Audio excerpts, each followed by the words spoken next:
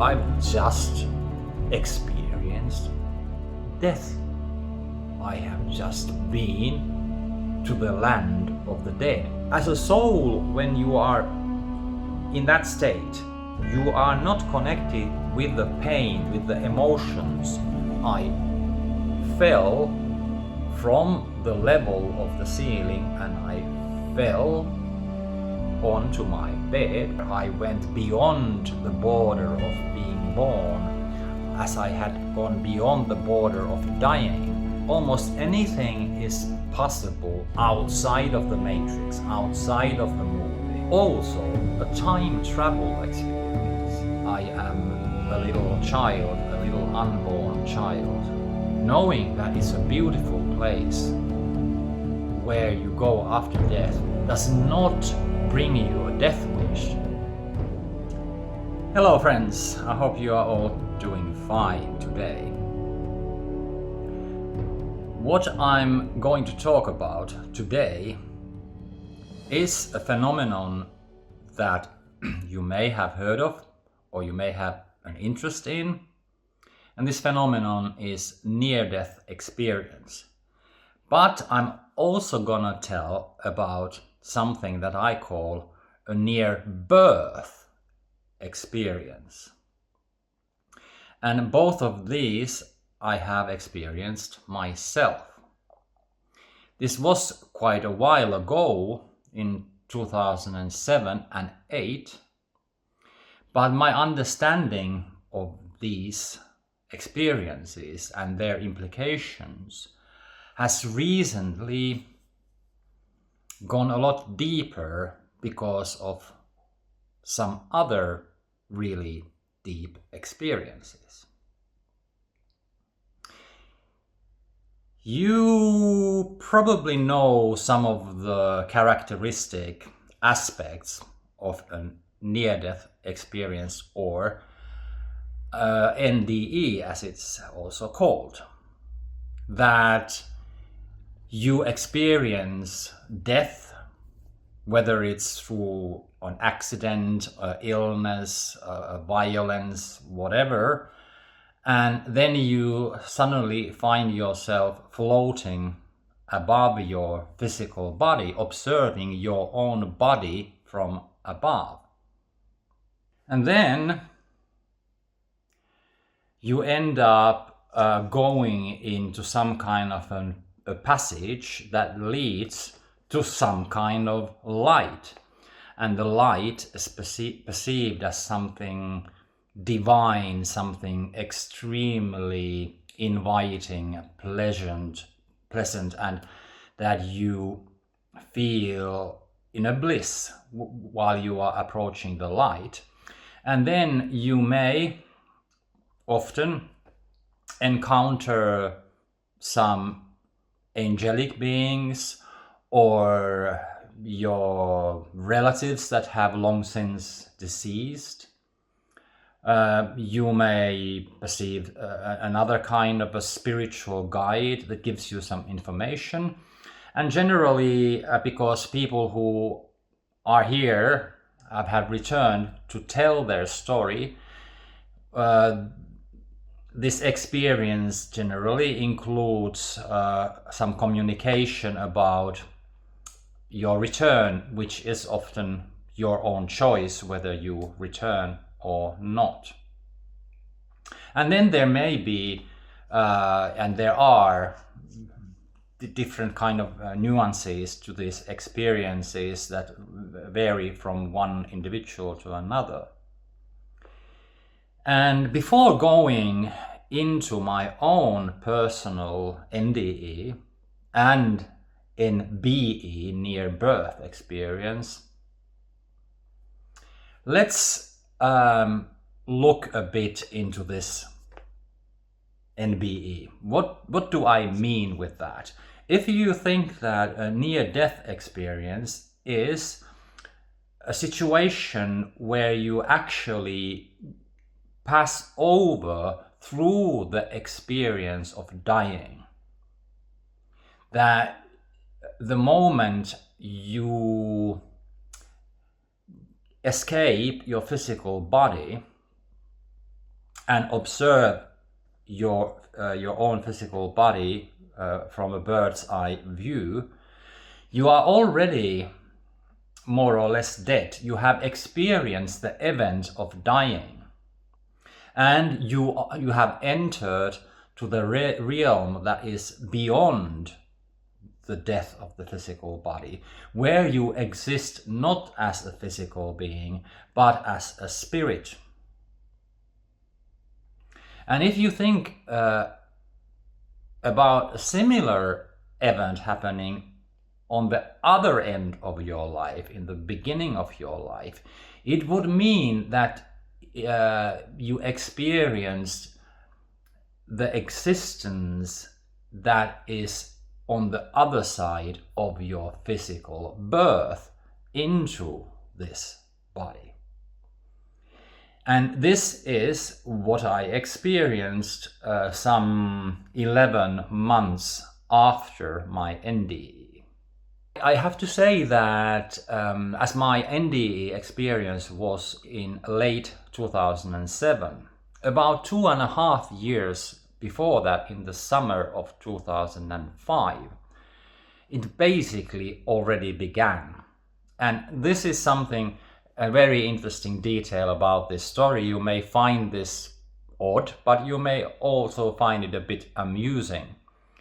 I had this very meaningful dream about being the goalkeeper of the Finnish ice hockey team against the team of Canada.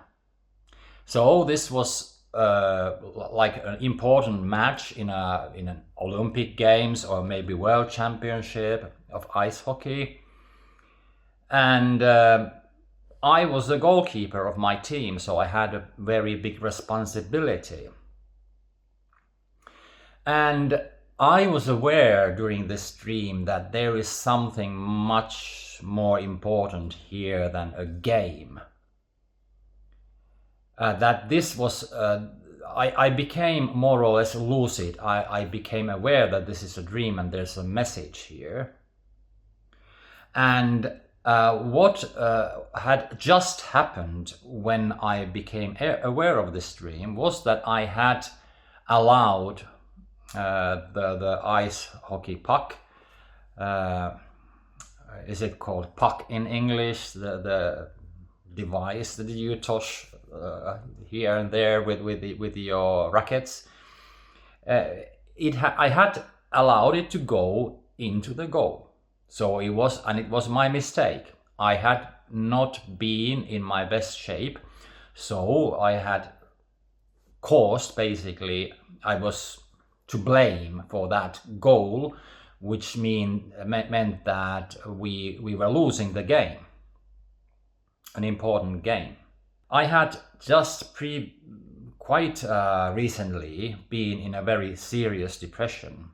I suffered consecutive depressions, and the last really serious depression was this one in the spring of 2005.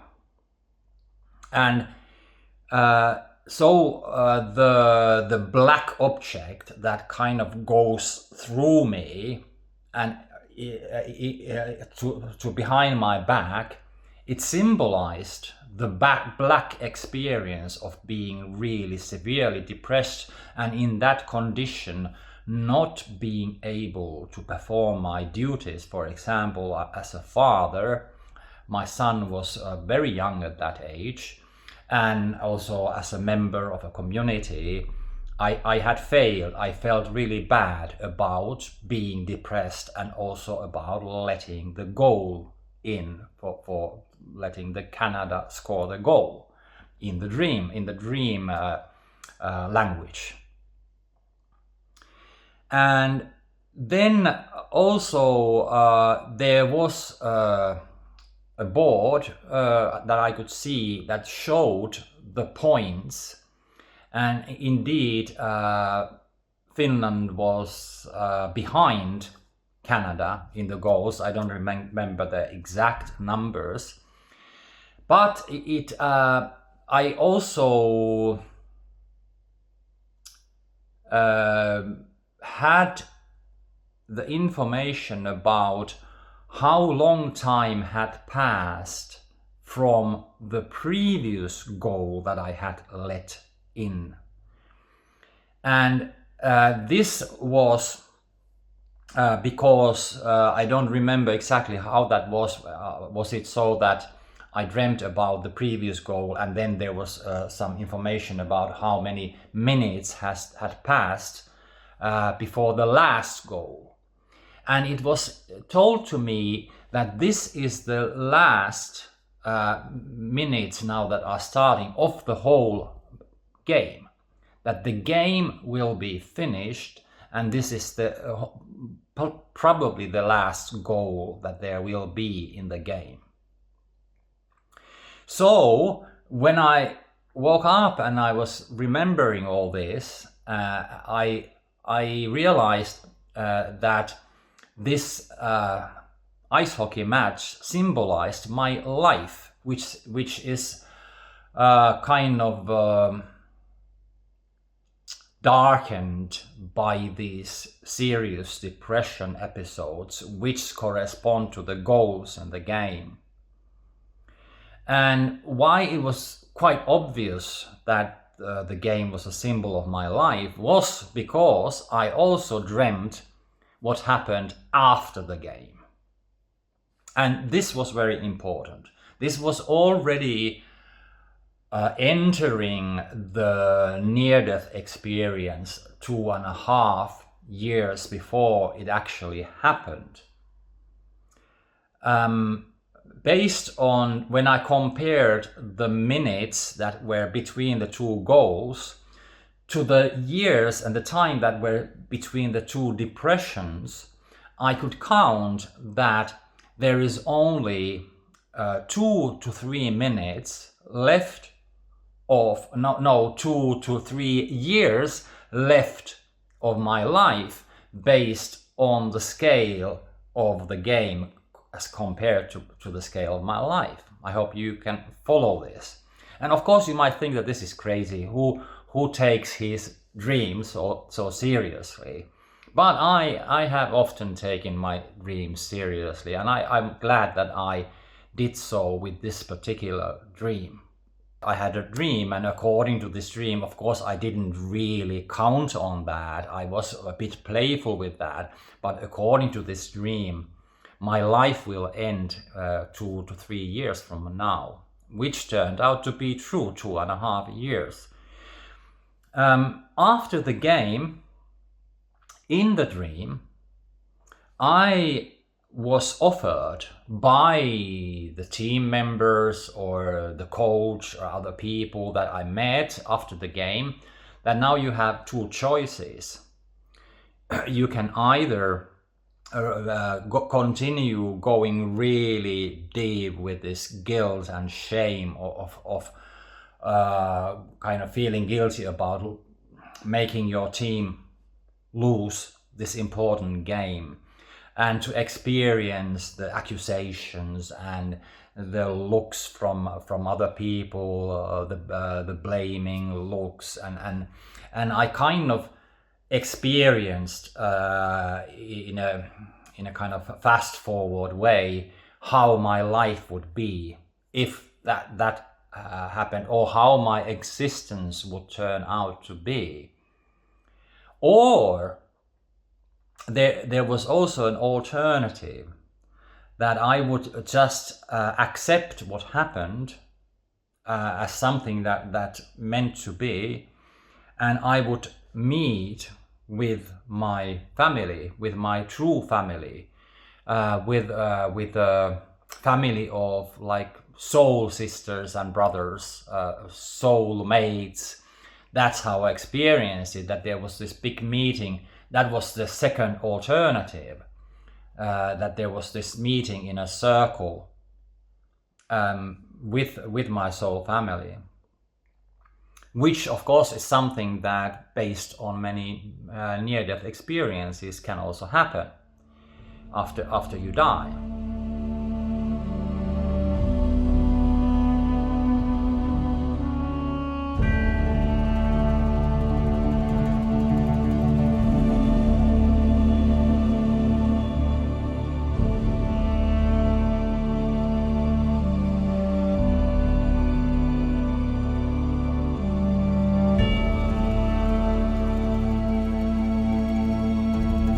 So now I'm actually going to the experience that I had in December 2007.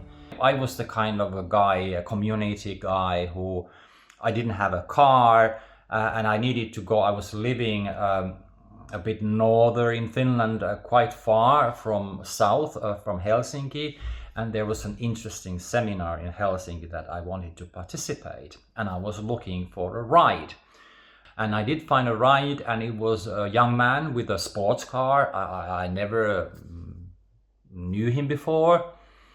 And he came to pick me up in the morning. Not very early in the morning, but it was morning.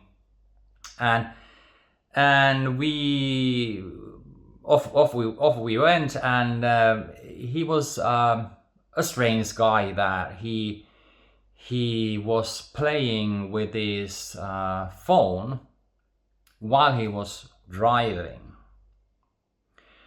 And I think this would make most people a bit nervous and a bit worried.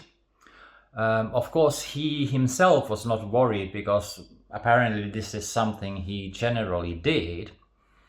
But I was worried, and I felt insecure, and I told this to him, and I asked him, would you please stop playing with your phone and concentrate on the traffic, because I am feeling uneasy with this situation. And he was upset about this. He didn't like me giving instructions on how to drive his own car. Remember, we had never met, we didn't resonate with each other, we were obviously very different kind of people. And as he was upset about my remark, he just went deeper into his game, whatever he was playing. So he was holding the phone kind of against the steering wheel and pressing the buttons. And that was not yet the time of smartphones. They were the more conventional mobile phones. And so the atmosphere in the car was quite tense, as you can imagine. And then there came the situation, and this happened when we were just passing the town of Mikkeli, St. Michael's town, which is in southeast Finland. About halfway from where we had left towards Helsinki, and there was a situation that there was a hill.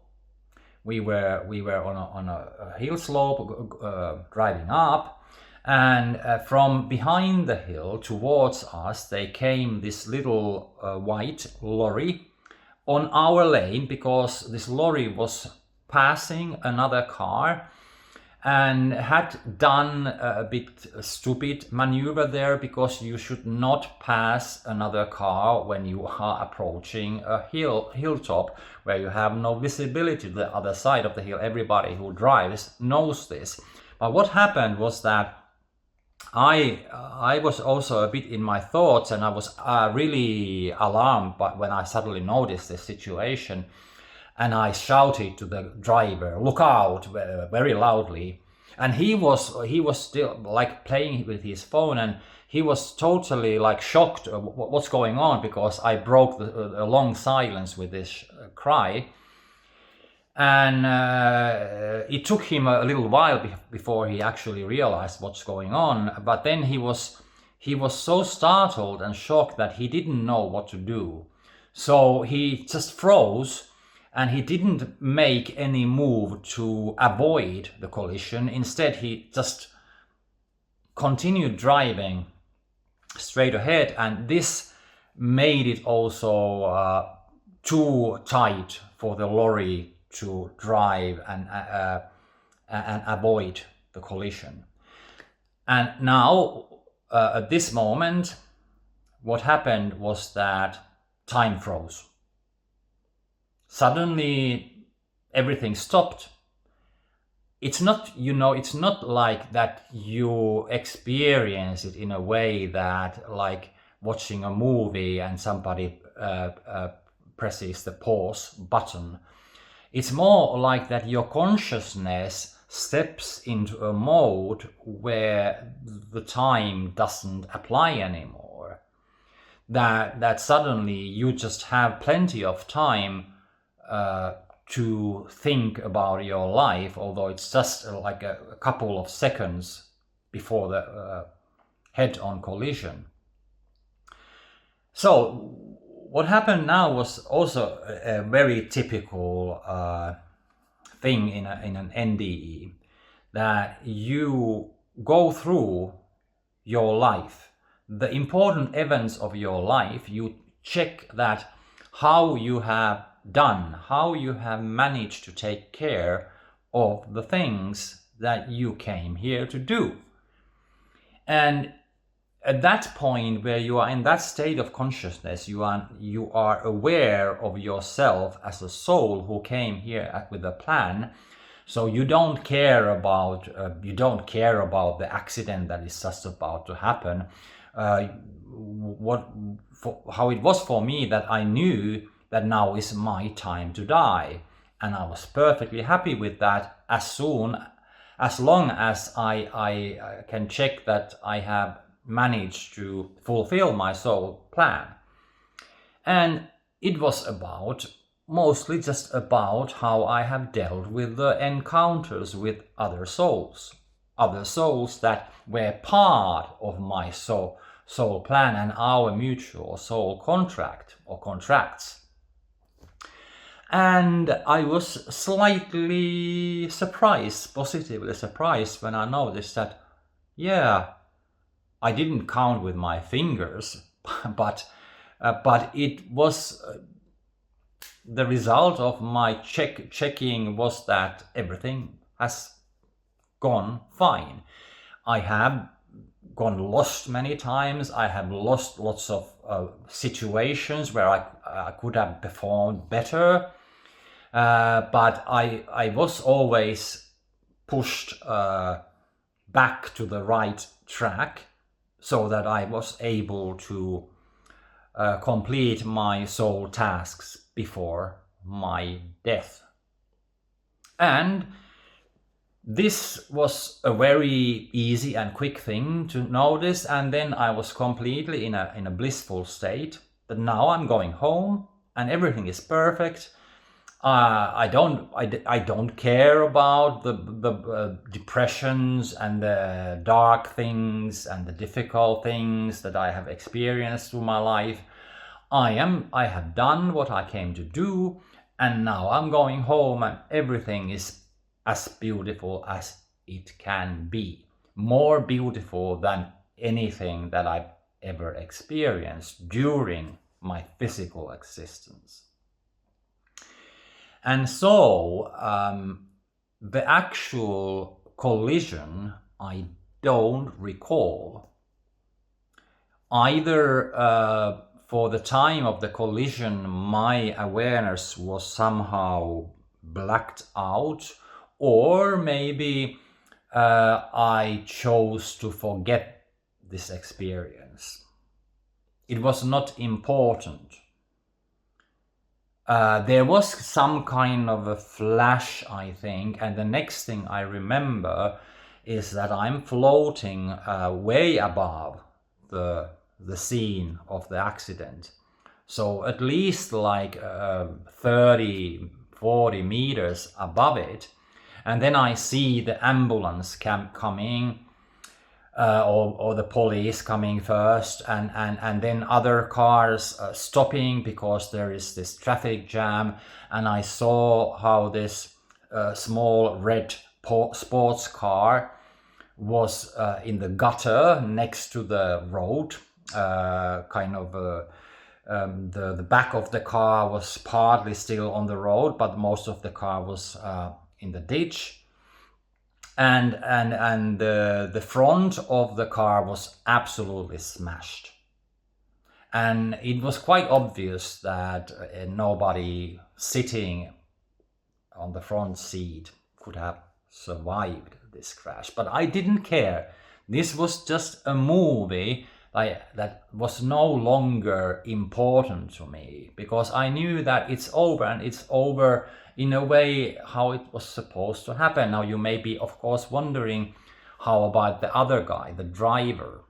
This was apparently also a part of his soul plan.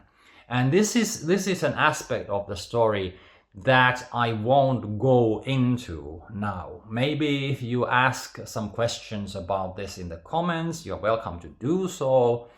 And I can share some ideas about that, but now I will not concentrate on that. Instead, I continue with my experience that I was now losing more and more interest to what I was observing below me, and my attention was going what's going on above me. And I was aware, I did not see it, I did not perceive it, but I was aware of this really beautiful light or an energy that you are kind of prone to describe as a light, because I was not perceiving it. So it's hardly possible to say that it was a light with some color or anything like that. And now remember also that at this point I had no body. I was nobody, literally nobody. So when I was looking down, I just saw the movie of the accident below me, but I didn't see my legs or any part of my body. I was just observing it, and obviously not with physical senses, not with physical eyes.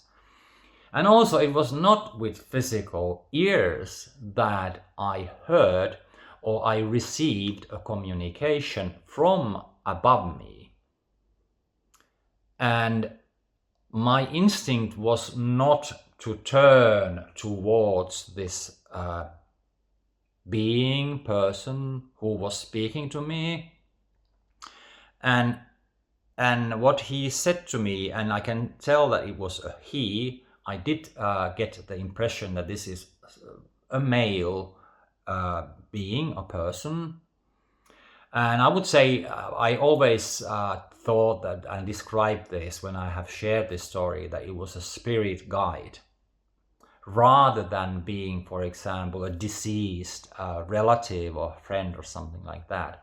And what he communicated to me was that, yes, it is time for you to die. Yes, you have found it correctly, that your soul plan is fulfilled, and it's your time and your kind of opportunity to go home.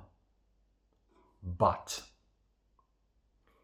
there is a chance that if you are willing to voluntarily go back down there, and I did hear or receive his message that go down there, there was this idea that the world, the movie, is below me, and the heaven, the beautiful place, home, was above me.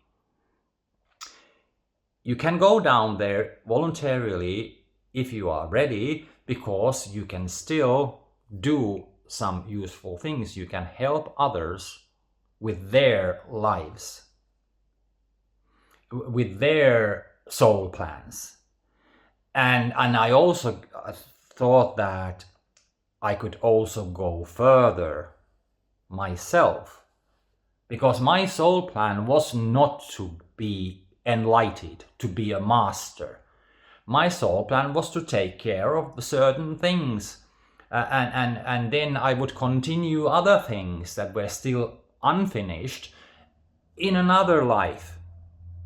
So I was not supposed to finish all the soul contracts, because some of the soul contracts involved the idea that we only solve this to a certain point. Well, this was particularly with my mother. I was kind of halfway with solving that. So I guess I had this idea that if I take this extra time, the second chance, then I might also go further with my own soul path, although my plan for this life, as it had been conceived before I came here, it was fulfilled. I hope you get this idea. And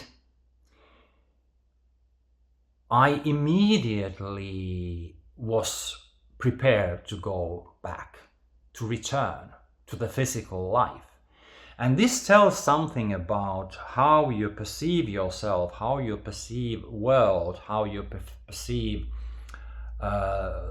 life when you are out of your body. You are also literally out of your mind. There is this saying that, are you out of your mind? And when you are out of your body, you are also out of your mind, because the mind is in the body. It is the consciousness that remains when the consciousness of the spirit, if you like, that remains when you ascend and rise out of your physical body. And when you are not connected with the physical body, and you are not connected with the physical mind, which also holds the memories, the concrete memories. So I'll briefly go back to the part where I checked that I had fulfilled my life's mission, my soul mission. I was not aware of any details on the physical level. I was only aware of how the things had gone in terms of the content of these encounters with other souls, the essence, the energy of these meetings. I did not connect with the physical experience, because at that time, at that point, I was already detached from my bodily experience and my bodily existence. So, as a soul, when you are in that state, you are not connected with the pain, with the emotions of being human. Instead, you are aware of the importance and the beauty of the energy exchange and the evolution that can happen on the spiritual level. And that is a bit like a double-edged sword, because it also applies to when you are coming here through birth, that you are so eager to come here, because even if you have been here before, you don't connect with the painful and heavy aspects of being a human being. So I would say that practically every time when the soul enters a physical life as a small child, it's always a kind of a shock to realize how heavy things are here. And if you happen to be somebody who has personally experienced an NDE, or you have experienced some other situation where you exit your physical existence, then you know what I'm talking about. It feels very heavy to come back into the body. And I told to this guy that yeah, I'm certainly prepared to go back, but as you can see, it's not possible, because my physical body was destroyed in the car crash. And this guide just briefly noted that that's no problem, we will take care of that. So then I just said instantly, yeah, let's go. And what happened next was really wild, and you may find this hard to believe. And the thing is that you don't need to believe any of this. This is a story that I'm telling as honestly as I can and from my heart. But I completely understand that for many people this appears too wild to be true, how this continues, how it was possible that I would go back to the same body although the body was totally smashed in a head-on collision, a little sports car against a lorry, a small truck. The next thing that I remember was that I was falling through the ceiling of my flat. I fell from the level of the ceiling and I fell onto my bed, and I even bounced when I fell. So if this is true, and for me it is true, I materialized back into my body just under the ceiling of my room, my bedroom. And as a physical body, I physically fell on the bed. And I had a completely clear memory of what I had experienced, as I am recounting now to you. And since I remember it all, you would have the same feeling as I did, that I've just experienced death. I have just been to the land of the dead, in the existence, in the stage, in the level where you're out of your body after your death. I have had a near-death experience, and I have chosen to come back to this life. And I was totally blown away by that. And additionally, I became aware of this sensation, this vibrate, like my whole body was like vibrating as like a bell tower clock that has been hit, because it felt that I had been hit everywhere. I didn't feel physical pain, but it was more like the ringing in my body, that I've been hit all over my body. And I think this was the echoes of the actual collision where my physical body had been, although my consciousness at that moment apparently had already escaped from the body.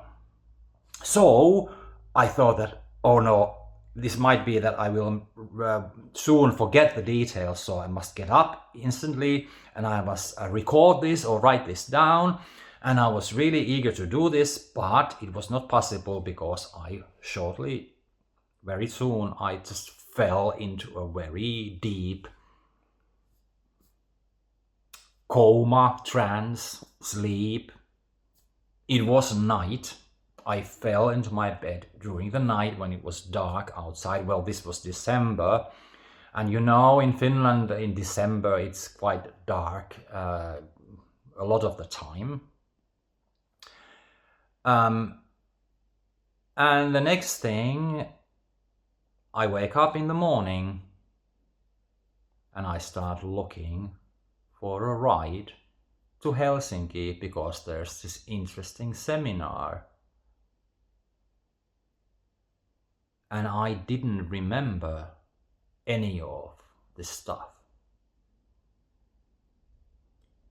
And now you understand why I say that this is hard to believe. And you may think that, okay, at best, this guy had a premonition about what's gonna happen the next day. And I'm fine with that. It doesn't really make a difference whether it was a really intense, full-on premonition, a flash forward into the future, or whether I experienced it in the present and then I was tossed back into the past. Because in the present where I died, I had no body to return to. I had no body. My own body was destroyed. So the only way for me to go back into the physical existence in the same body was to go back in time to the previous night. And I had to temporarily lose my recollection of these things. Otherwise, of course, I would not have gone to the car in the morning. And I would have not had to find my way out of the situation, which was somehow essential part of this whole experience. And there was this little thing that was different from the first time. And now you may ask, how do I know if I had forgotten about what happened? But obviously my memory came back, otherwise I would not be here telling you this story, would I now? So what was different was that just before exiting the door of my apartment, which was like in the 10th floor of a high building, I stopped because I thought there's something I need to do. What is it? I need to take a book with me. And incidentally, there was a bookshelf right next to the door that goes into the hallway. And I just looked at it and that's the book I'm gonna take. My ride was already waiting for me, so I didn't have much time. But yeah, I had bought this book some time ago, maybe a couple of years ago, and I have not read it yet, so I'll take that.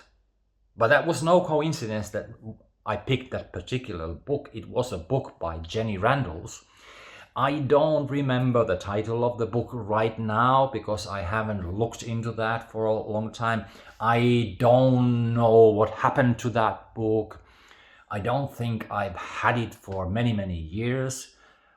Maybe after this recording of this video, I will check out the books from Jenny Randles, brilliant person, an investigator into the supernatural and the strange world. And I started re-experiencing the whole thing again, the guy playing with his phone while he was driving. And I was nervous because he was playing, and then it occurred to me that maybe I should not say anything to him about it. Then I remember that I took this book with me and I started reading it, and the book was telling about strange things. Like, one thing was that how many people have had this experience of driving a car and then seeing a person on the edge of the road, a person that was dead, that shouldn't have been there, or a person that disappeared after a while, so more like a ghost. It was telling about ghost stories. It was telling about life after death. And this was like a trigger for me, a key that opened the blockage in my memory.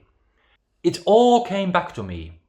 As clear as it had been originally, I remembered each detail accurately, and the logical chain of events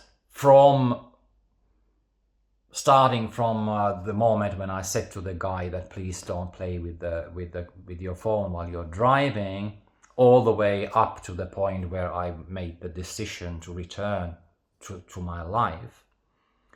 And I suddenly knew that now, so far, I have experienced this ride twice.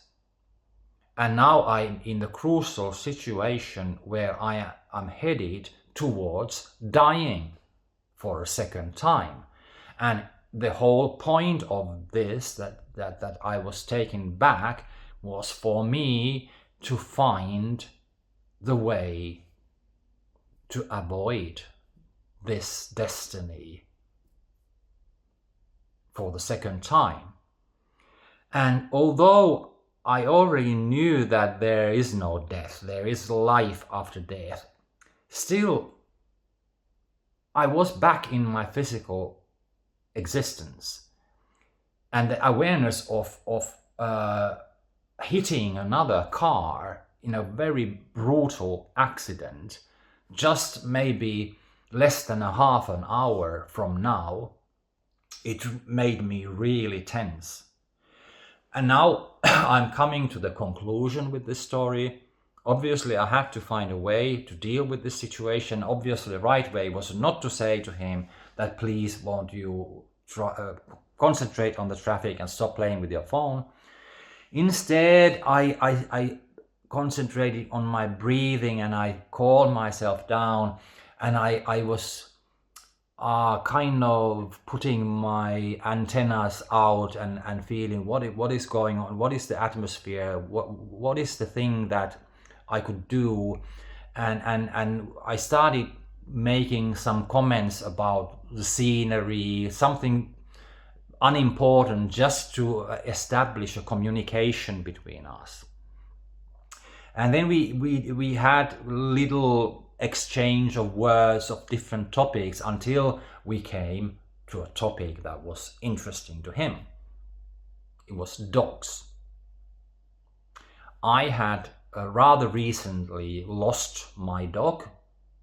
I had a dog for some 6-7 years, and he was a dog owner. And he was very enthusiastic about this, the way of raising and training the dog.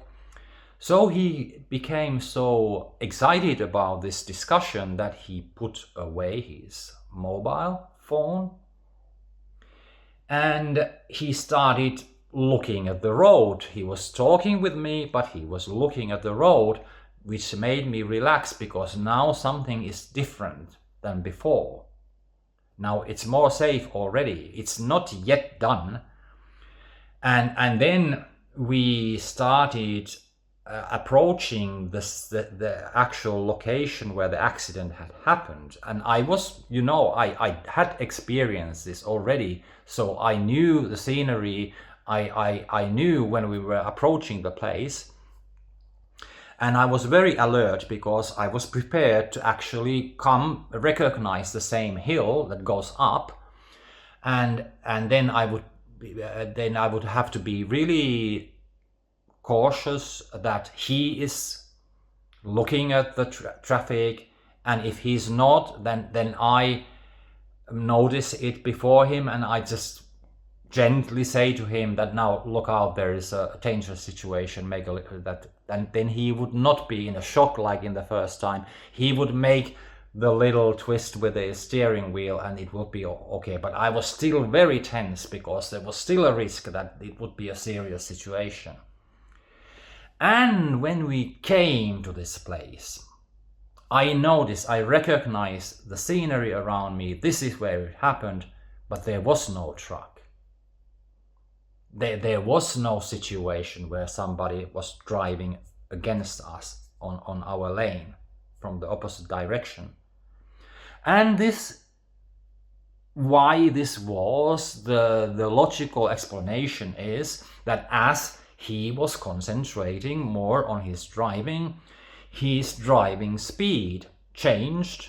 Probably he was driving faster as he was more concentrating on the road. And as he was driving faster, he came to this point of the collision before the lorry, and the lorry may have gone a different route, or whatever happened. I don't know. I was not interested to speculate on that any more than that. And as we passed this place where the accident had happened, I felt really that a heavy weight fell down from my chest. I knew that now it's done. Now it's safe. I have done what I'm supposed to. I had lived to the end of my life as I had supposed to. I had voluntarily accepted to come here again, and that went as it was supposed to. So this turned out to be a long story because I told about this experience in quite detail, because it's an interesting story, not just about a near-death experience, but also a time travel experience. The assurance to me that almost anything is possible outside of the matrix, outside of the movie, even for your soul to travel back in time, backwards in time, in order for you to go back into your body. If any of you who are watching this video know a story like this, please give me a reference to that, give me a link, or tell something about that. Even better if you have had an experience like this yourself. But now, this story is not over yet. In the beginning, I said, and in the title of this video, that it's also about a near-birth experience, and this will be a shorter story. In October 2008, I moved to Glastonbury, England. This was a magic story how I ended up doing this, and this is another story again. Lots of synchronicities and amazing stuff happened that I made this decision and how it worked out. And then after I had lived there for just 3 or 4 weeks, I found out that there is a breathwork group starting in Glastonbury, rebirthing breathwork. And I had read about this rebirthing, and I had heard about somebody, a friend of mine, telling about his experience. And what I had heard, what I had read, was positive and encouraging me to try this out. So I wanted to go there and check it out, how this will work for me. And I will leave out an interesting part of this story. Maybe I will tell about this in another video. It is related to this story, but I will make a little shortcut straight into the situation where I came to the rebirthing group. And it turned out that my first session ever with breathwork, with any kind of breathwork really, was the most intense I ever had. And it was in 2 parts. And I'm sharing you now the first part, which was more than an hour of the rebirthing experience. And there was this warming up part, and it took me a while before I felt uncomfortable, like many people do when they do this rebirthing breathing for the first time. It's conscious connected breathing, and I have done this loads, and I'm also offering these workshops to other people for a long time now. I came to a situation inside me, but it was very physical. It was very much a full-on experience that I am in a dark place, and I am a little child, a little unborn child, very little while before actually being born.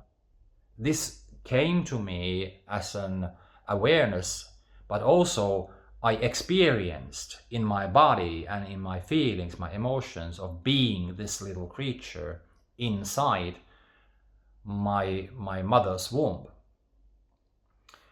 And I could feel the contractions and the pull towards the exit route to get out of this cozy, warm, dark place.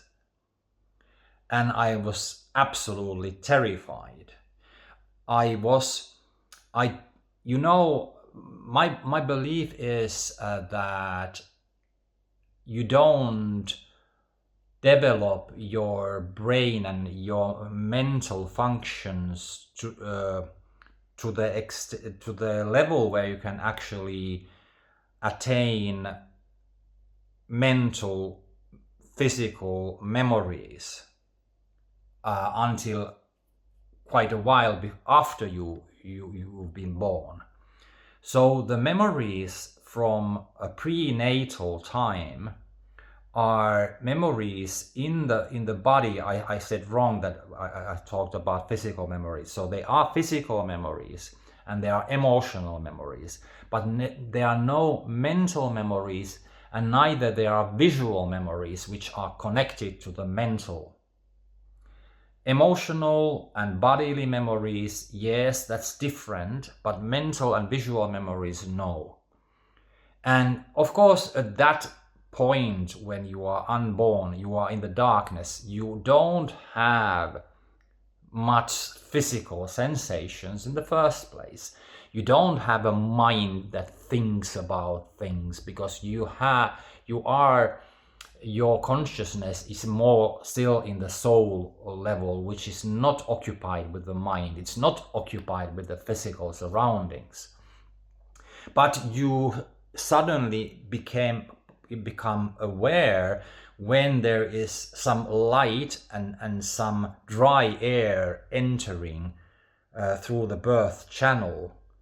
And when I felt this, it felt absolutely horrible. I'm not prepared to do this. This is too much for me. I didn't realize that when I was eager to come into this life voluntarily, that it would feel like this.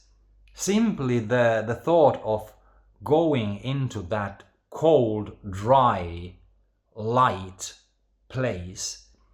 Maybe there was some kind of an association from another lifetime also, that this is too much for me. I won't go there. So I decided to put my brakes on. I turned myself around. I think I grabbed the umbilical cord to hold. That was something to hold on to. So I turned my feet against the direction where I was supposed to go. And I just was thinking that I won't go there. I will rather die here. I will terminate this here, and that's fine. That's what I'll do. And what happened then was the most horrible thing of this experience, that there was this cold metal object that was inserted into the birth channel, and it touched me. It was cold, it was hard, it was dry, it was absolutely horrible, and I was twisting and shaking and trembling physically in my adult physical body that was lying on the floor in that hall where we were doing the breathing exercise. You know, with rebirthing, it is typical that you go very deep. You can go very deep into the emotional and even physical experience that is a flashback. It's a regression to something that happened before. But at the same time, you are aware of your current physical body, your current state lying down. It's like you are splitting into two different consciousnesses. So I was aware that my physical body, my physical grown-up body, was twisting in the same ways that my fetus body had twisted before I was born. And that was, of course, obvious for the therapist who was there to hold me. And so it was not possible for me to resist. I was pulled by force out of my mother's womb, and I entered this space that was cold and light and dry, the opposite of where I had been. And it was horrible, but the beautiful thing was, now you may observe how this is a reflection to this near birth experience where I went beyond the border of being born, as I had gone beyond the border of dying. It's a reflection, and how the portal to the death was through a horrible accident, but it took me into a blissful state. The portal backwards in time, beyond my birth, was through a horrible experience that took me into the blissful state of being a fetus inside mother's womb before the channel opens. Can you see how it is a reflection in so many ways? How life mirrors itself when you look at the beginning and the end of the life. And this might not be exactly the same for everybody, but for me it was. And who knows, at sometimes I might have a rebirthing session or a hypnosis where I go again through my death experience to experience the horror of the actual collision, which corresponds to my collision with the metal object that pulled me out into this world. But maybe it's not necessary. So that was the account of my near-birth experience, and I hope you understand the use of this word, near-birth experience, because it is a mirror.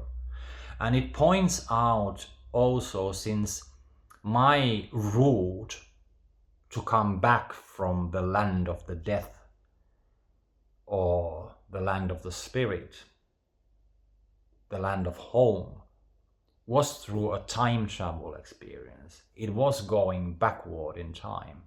And so was my rebirthing experience.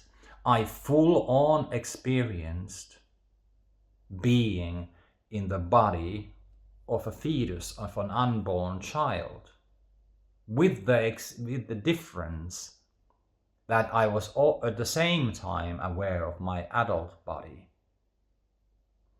But still, it was kind of a time travel experience into a distant past, into the starting point of my life. So, of course, for me, these events were quite life-changing. They changed my view of how I perceive the importance of life, how I lost all remains of fear of death. When you know that you are going home and how blissful that is, you can't be afraid of death anymore. But yet, at the same time, you get the very deep insight about how important this opportunity is to be here. So you are committed to the truth of your soul that is so important to be here. So even though it is a bliss to get out of here, there is this deep knowledge that you should be here to fulfill the plan. In my case, it's a new plan, and not to anticipate getting out of here until the correct time arrives. So the idea that, and you may have heard other NDE experiences telling about that, knowing that it's a beautiful place where you go after death does not bring you a death wish, but on the contrary, it brings you more attachment to life, because it's such a unique situation to experience things on a level and influence things on a level that is not possible out there without in the bodiless form. And there's lots more that goes with this, but I guess it's time to finish this story, and I hope this brought up some ideas with you. And like I said, you might not believe this actually happened, but it's still a nice story, isn't it? So for now, I thank you for watching me for so long time.